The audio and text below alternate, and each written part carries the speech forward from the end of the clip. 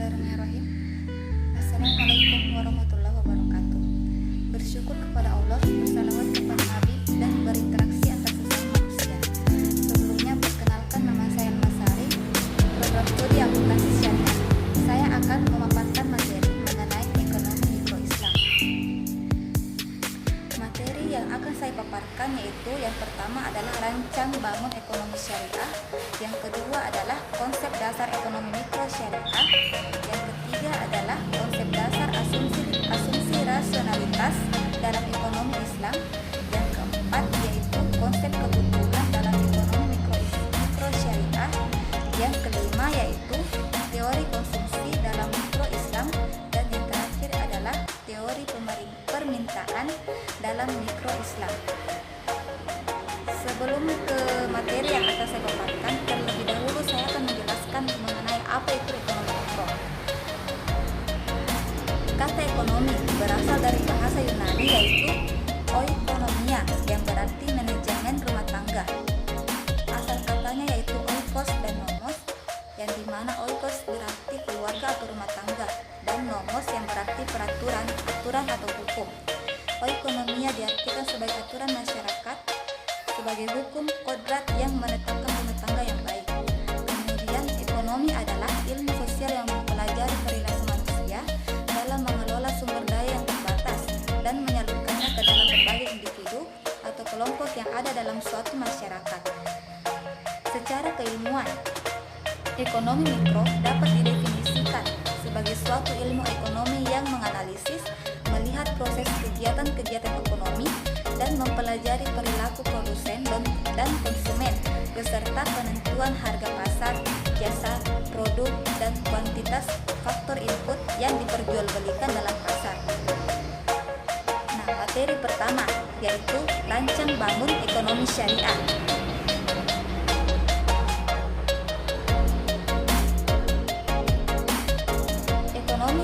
Ekonomi Islam atau ekonomi syariah adalah pemikiran atau konsep ekonomi yang berdasarkan pada norma-norma hukum. Ekonomi Islam atau ekonomi syariah adalah pemikiran dan konsep ekonomi yang didasarkan pada nilai-nilai yang ditafsirkan dari ajaran Islam. Kemudian, prinsip ekonomi syariah berbeda dengan prinsip ekonomi secara luas. Prinsip pertama adalah berbagai sumber daya dipandang sebagai pemberian atau titipan dari Allah SWT kepada manusia. Yang kedua, kerjasama merupakan penggerak utama dalam ekonomi syariah. Yang ketiga, ekonomi syariah menjamin kepemilikan masyarakat dan penggunaannya direncanakan untuk kepentingan orang banyak. Yang keempat, melarang segala bentuk riba. Yang kelima, ekonomi syariah menolak suatu akumulasi kekayaan yang dikuasai oleh beberapa orang. Dan yang terakhir yaitu kekayaan yang sudah memenuhi batas atau nisab harus dibayarkan zakatnya. Kemudian materi selanjutnya yaitu karakteristik ekonomi syariah, di mana terdapat atau terdiri dari 3 karakteristik. Yang pertama adalah ekonomi berketuhanan, di mana dalam karakteristik ini menekankan bahwa segala bentuk materi bersumber dari Allah SWT. Kemudian karakteristik yang kedua adalah ekonomi pertengahan, di mana dalam karakteristik ini dijalankan dengan menyimbangkan berbagai aspek baik di dunia maupun di akhirat. Kemudian karakteristik yang terakhir adalah ekonomi berkeadilan, di mana dalam karakteristik ini memperlihatkan aspek keadilan bagi semua pihak yang terlibat dalam praktik di dalamnya. Kemudian materi selanjutnya itu sumber hukum syariah. Sumber hukum yang pertama adalah Al-Quran, kemudian ijma, kemudian hadis, dan ijtihad dan qiyas. Kemudian materi selanjutnya atau materi kedua adalah konsep dasar ekonomi mikro syariah, di mana ilmu ekonomi mikro merupakan salah satu cabang dari ilmu yang pembahasannya menitik beratkan pada perilaku ekonomi individu, rumah tangga, perusahaan, dan pasar. Karakteristik ekonomi mikro Islam. Nah, dalam karakteristik ini terdapat 11 poin, dan untuk mengefisienkan waktu saya hanya akan menjelaskan 3 poin dari ke-11 poin tersebut.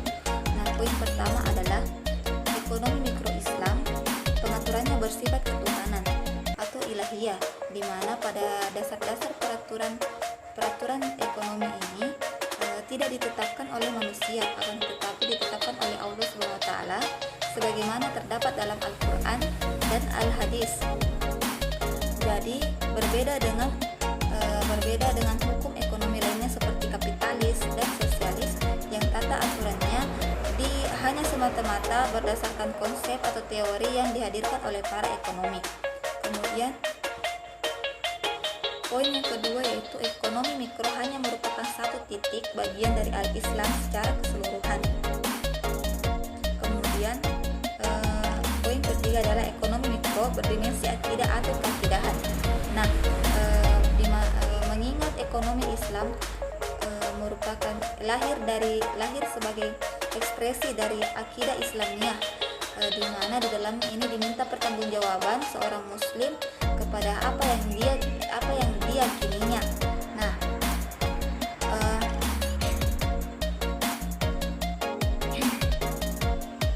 atas dasar ini maka seorang muslim terikat dengan sebagian dari kewajibannya seperti zakat, sedekah, sholat dan lain-lain sebagainya. Kemudian poin yang keempat adalah berkarakter ta'abudi, di mana ekonomi Islam merupakan ekonomi Islam merupakan tata aturan yang berdimensikan ketuhanan. Nah, dan setiap ketaatan kepada salah satu dari sekian banyak aturan-aturannya merupakan berarti ketaatan kepada Allah Subhanahu wa taala, dan ketaatan kepada Allah merupakan ibadah.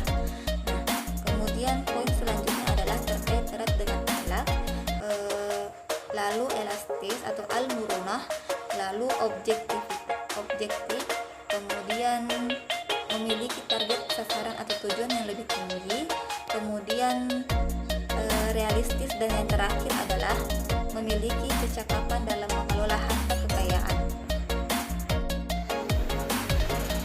Baik, materi selanjutnya yaitu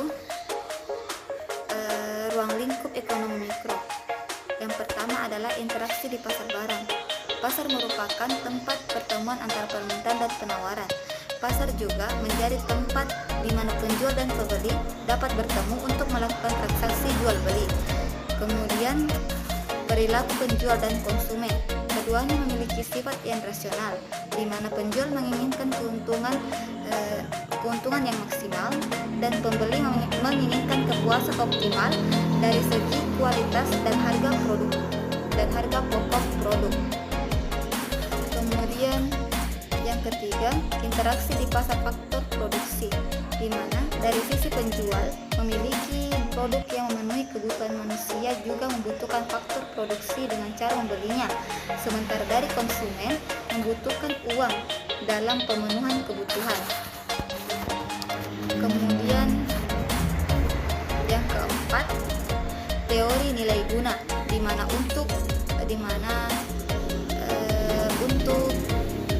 suatu barang menghasilkan kegunaan atau kepuasan pada konsumen yang membeli atau menggunakan barang produksi tersebut. Poin selanjutnya yaitu teori struktur pasar, di mana dalam ruang lingkup ini menjelaskan penggolongan pasar berdasarkan pada jumlah perusahaan, karakteristik atau jenis produk, serta kemudahan perusahaan atau produsen untuk masuk dan keluar di suatu pasar. Struktur pasar akan dinyatakan sebagai sumber atau sebagai struktur non-kompetitif apabila terdapat perusahaan yang tidak memiliki kekuatan atau kemampuan untuk mempengaruhi jumlah barang dan harga di suatu pasar. Begitupun sebaliknya, apabila perusahaan memiliki kemampuan atau kekuatan untuk mempengaruhi jumlah barang dan harga di suatu pasar, maka struktur pasar tersebut dikatakan sebagai struktur pasar yang kompetitif.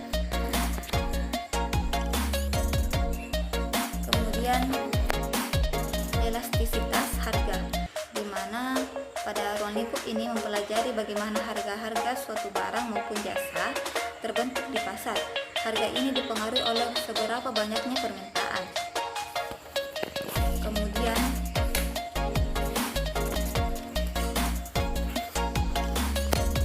industri. Pada ruang lingkup ini menjelaskan bagaimana arus perputaran barang atau jasa dapat diterima.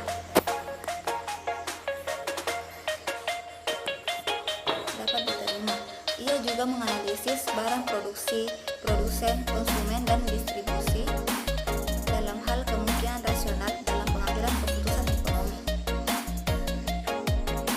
Kemudian pasar input, di mana mempelajari bagaimana produsen dapat memperoleh bahan-bahan produksi dengan biaya seminimal mungkin, namun menghasilkan barang atau jasa yang memiliki nilai jual yang tinggi. Kemudian materi yang ketiga adalah asumsi rasionalitas dalam ekonomi Islam.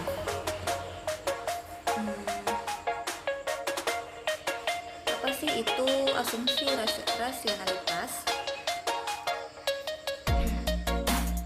Asumsi rasionalitas adalah anggapan bahwa manusia berperilaku secara rasional atau masuk akal dan tidak secara sengaja membuat keputusan yang akan menjadikan mereka lebih buruk. Kemudian konsep dasar asumsi rasionalitas dalam ekonomi Islam. Dalam perspektif ekonomi Islam, asumsi ini tetap menjadi acuan, tetapi dengan beberapa catatan dan tambahan. Adanya injeksi norma moral Islam akan menjadi pelita bagi tiap-tiap agen ekonomi untuk bertindak rasional tetapi dalam kerangka nilai-nilai Islam. Gaya hidup sederhana, tidak berlebih-lebihan dalam memproduksi dan mengkonsumsi, serta selalu memperhatikan batas halal dan haram merupakan rambu-rambu yang akan memberikan teguran kepada Islamic man. Materi selanjutnya yaitu agama dan rasionalitas ekonomi. Pemahaman tentang rasionalitas ekonomi sesungguhnya tidak dapat dipisahkan dari sistem ekonomi yang mendasarinya. Nah, dalam sistem ekonomi terdapat terbagi menjadi 3 sistem, yaitu sistem ekonomi kapitalis adalah sebuah sistem ekonomi yang memberikan kebebasan kepada masyarakatnya untuk mengatur ekonomi mereka masing-masing sesuai dengan yang mereka inginkan dan butuhkan. Nah, ciri-ciri dari sistem ini yaitu mementingkan diri sendiri, di mana semua kegiatan ekonomi dilakukan untuk kepentingan tiap individu. Kemudian ciri yang kedua adalah hak milik perseorangan diakui, di mana di negara yang menganut sistem ini rakyatnya diberi kebebasan untuk menimbun kekayaan pribadi tanpa memerdulikan posisi orang lain yang tidak mempunyai kemampuan dalam melakukan hal yang sama. Ciri-ciri yang ketiga adalah memiliki kebebasan terhadap semua kegiatan ekonomi. Sistem ini memberikan kebebasan secara utuh atau secara penuh kepada masyarakatnya dalam melakukan segala kegiatan ekonomi. Intervensi dari pemerintah sangat dibatasi. Mereka hanya berperan sebagai penyedia fasilitas saja. Oleh karena itu, semua pemilik bisnis dan masyarakat umum bisa melakukan segala kegiatan ekonomi dengan lancar dan bebas. Kemudian ciri-ciri yang keempat adalah bebas berkompetisi, di mana sistem ini sangat memberikan kebebasan kepada para pelaku usaha dalam melakukan persaingan di pasar. Persaingan tersebut dapat terjadi antara pelaku bisnis, di mana mereka akan berlomba-lomba dalam memberikan produk yang berkualitas kepada pembeli. Sebaliknya, para pembeli dapat saling bersaing dalam memperoleh harga terbaik. Kemudian yang ciri-ciri yang terakhir adalah minimnya campur tangan pemerintah atau negara. Sistem ini menerapkan mekanisme pasar yang bertugas dalam menentukan harga, keseimbangan antar permintaan dan penawaran. Apabila terjadi penurunan harga yang cukup rendah, maka negara diminta untuk tidak ikut campur, sebab mekanisme mekanisme pasar akan menentukan harga keseimbangan baru dengan sendirinya, atau harga sebagai penentu, atau ya harga sebagai penentunya. Kemudian dampak negatif dari sistem ekonomi kapitalis adalah terjadi penumpukan harta dan menimbulkan sifat individualisme yang berlebihan, karena orang-orang akan berlomba untuk bekerja dan mendapatkan keuntungan, serta kurangnya sifat kerjasama antara sesama masyarakat, karena masyarakat mengarah pada individualisme, maka otomatis kerjasama sosial akan berkurang bahkan menghilang. Kemudian sistem ekonomi sosialis merupakan sistem ekonomi yang diatur atau dikomandai oleh negara. Dalam sistem ini, perekonomian sepenuhnya menjadi tanggung jawab suatu negara. Kemudian sistem yang kedua atau sistem ekonomi yang kedua adalah sistem ekonomi sosial. Sistem ekonomi sosialis merupakan sistem ekonomi yang diatur atau dikomandai oleh negara. Dalam sistem ini, perekonomian sepenuhnya menjadi tanggung jawab suatu negara atau pemerintah pusat. Ciri-ciri dari sistem ini adalah pemerintah memiliki kekuasaan tertinggi dalam menentukan kegiatan di pasar. Kemudian yang kedua, pemerintah bertanggung jawab penuh untuk menggerakkan perekonomian. Yang ketiga, seluruh modal dimiliki oleh pemerintah, baik tanah, alat produksi, perkebunan, dan lainnya, sehingga masyarakat hanya menjadi pengguna. Kemudian yang keempat, seluruh produksi ditentukan oleh pemerintah dan masyarakat wajib mengikuti produksi yang ditentukan oleh pemerintah. Kemudian yang terakhir, pemerintah sebagai pemilik modal dan masyarakat sebagai tenaga kerjanya. Dampak positif dari sistem ekonomi sosialis yaitu bisa menghilangkan penderitaan rakyat karena seluruh akses pendidikan, kesehatan, dan kebutuhan dasar lainnya telah disediakan dan dijamin oleh negara. Pengelolaan sumber daya alam bisa dilakukan dengan lebih bijak. Kemudian dampak negatifnya adalah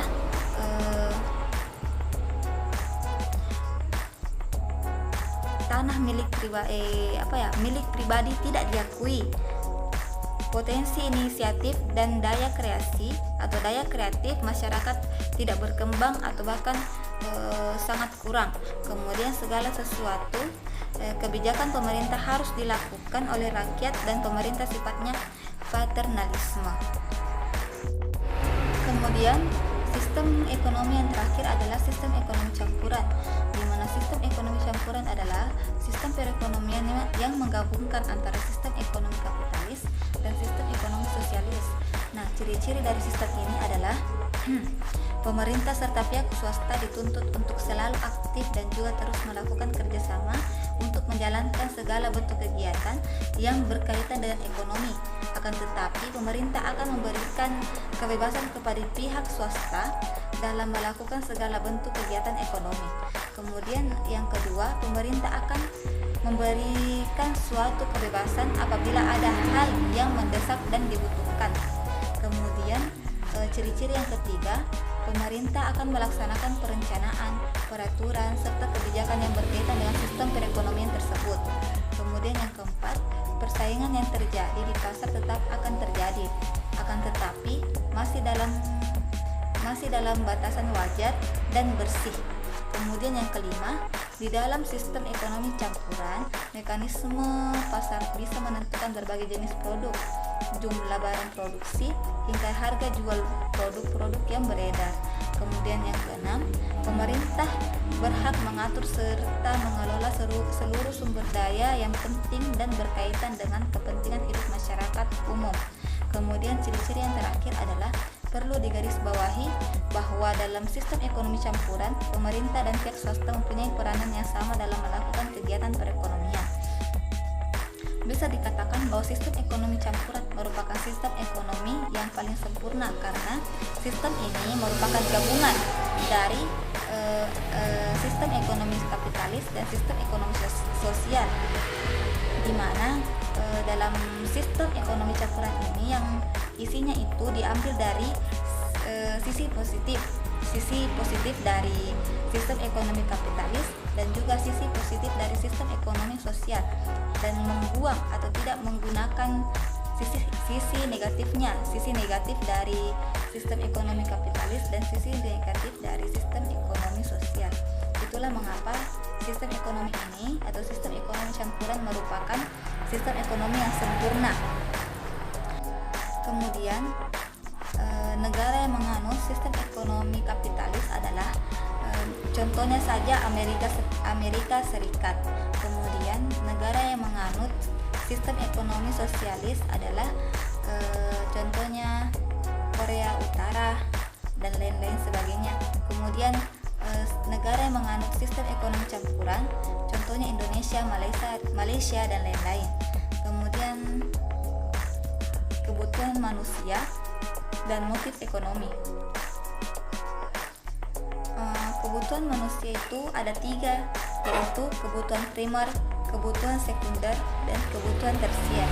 Di mana kebutuhan primer berasal dari kata primus yang berarti pertama, atau bisa dikatakan sebagai kebutuhan yang pokok, kebutuhan utama atau pokok yang muncul secara naluriah agar manusia dapat bertahan hidup. Kemudian kebutuhan yang kedua adalah kebutuhan sekunder, yaitu kebutuhan yang bersifat pelengkap atau tambahan kebutuhan Kebutuhan ini tidak seperti kebutuhan primer yang bersifat mutlak. Kemudian kebutuhan yang terakhir adalah kebutuhan tersier, di mana tersier berasal dari kata tertius yang berarti ketiga. Kebutuhan tersier adalah kebutuhan yang dapat dipenuhi apabila kebutuhan primer dan sekunder telah terpenuhi. Kemudian materi yang keempat adalah konsep kebutuhan dalam ekonomi mikro syariah.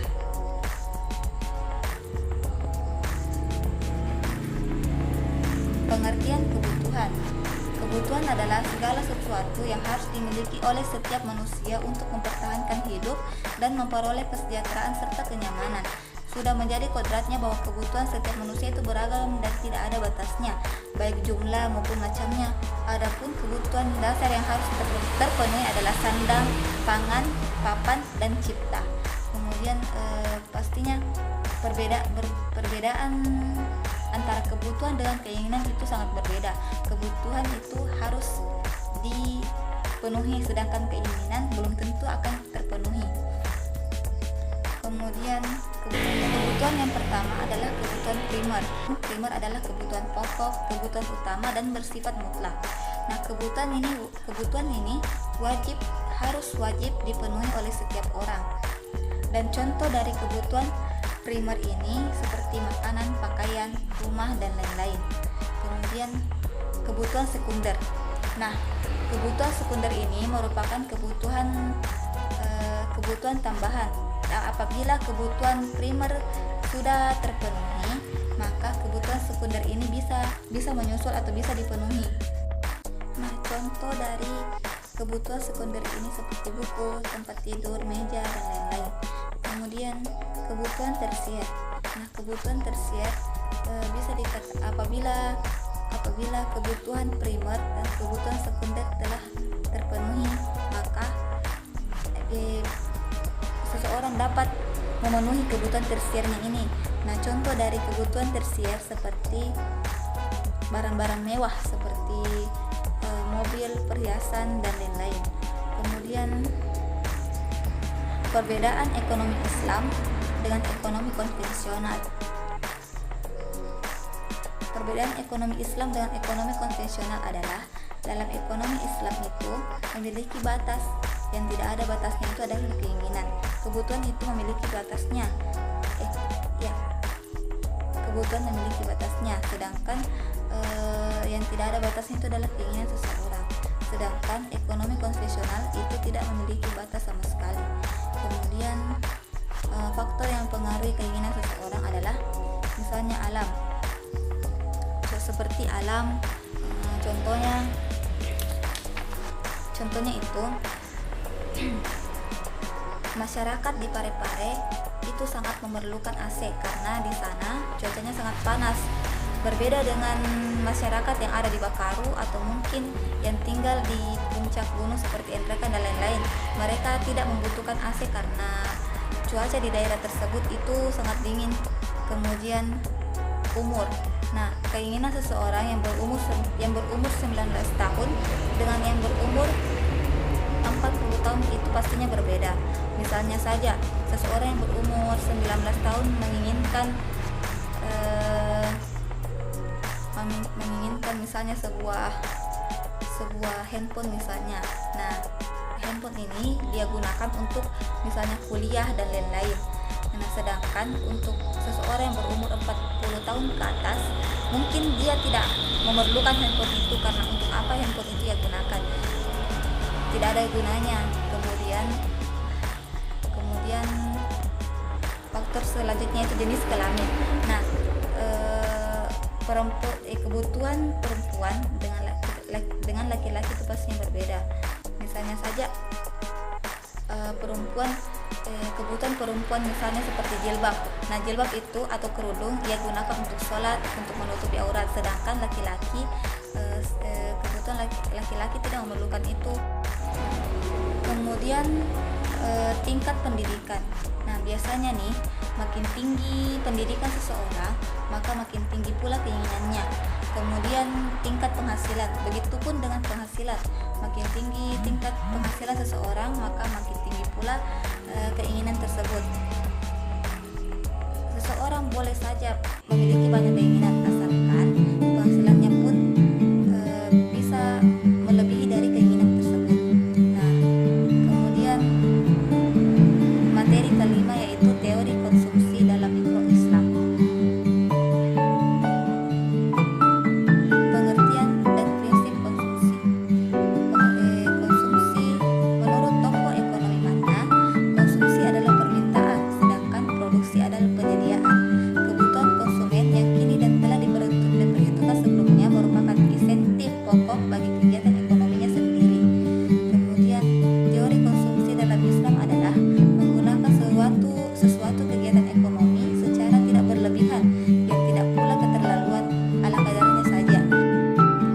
Kemudian prinsip konsumsi terdiri dari prinsip syariah, di mana para konsumen dalam mengkonsumsi sesuatu itu harus sesuai dengan hukum syariah yang berlaku sebagaimana dalam Al-Quran dan Al-Hadis.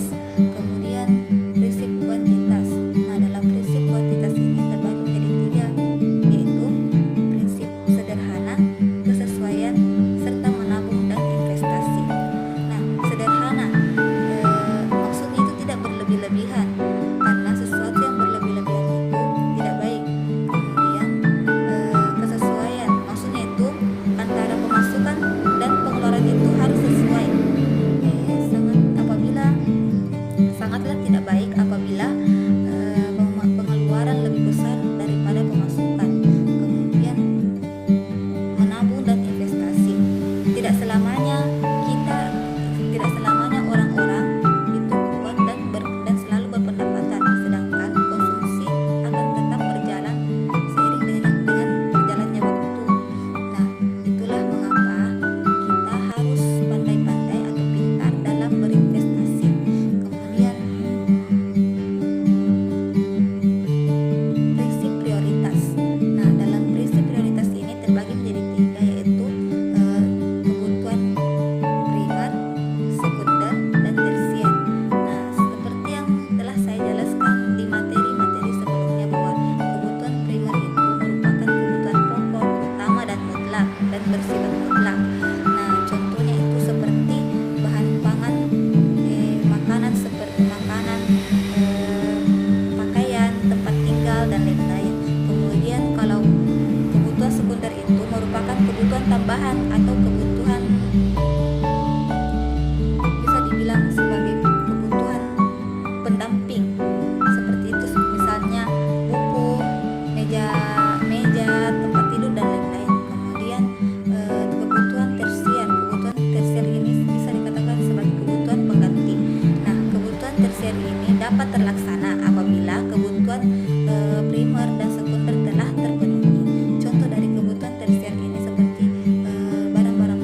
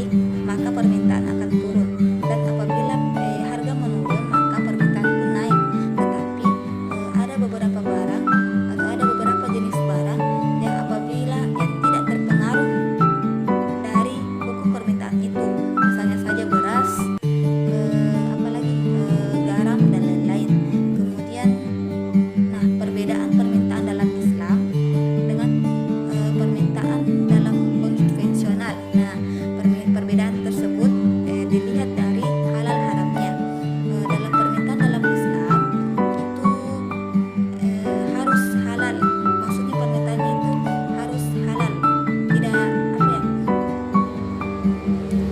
Islam sangat melarang unsur-unsur atau apapun itu yang unsurnya itu haram. Sedangkan permintaan dalam konvensional itu tidak memikirkan apakah itu halal ataupun haram. Kemudian tujuan dan faktor permintaan.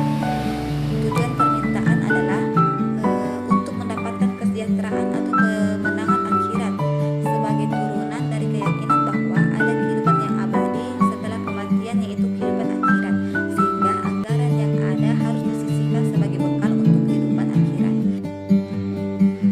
Faktor yang mempengaruhi permintaan yaitu faktor utamanya adalah harga. Nah, seperti yang telah saya paparkan atau yang telah saya jelaskan di materi-materi sebelumnya, yaitu materi kebutuhan, bahwa apabila harganya turun, harga suatu produksi atau barang atau jasa itu menurun, maka permintaannya pun akan meningkat. Tetapi apabila harganya naik, maka permintaannya akan turun. Nah, kemudian selera konsumen. Selera itu adalah keinginan. Nah, selera konsumen akan berubah seiring dengan berjalannya waktu. Nah, apabila selera konsumen pada saat itu meningkat, maka permintaan akan meningkat. Tetapi apabila selera konsumen akan menurun, maka permintaan akan menurun. Kemudian tingkat pendapatan. Nah, tingkat pendapatan juga akan mempengaruhi permintaan, di mana apabila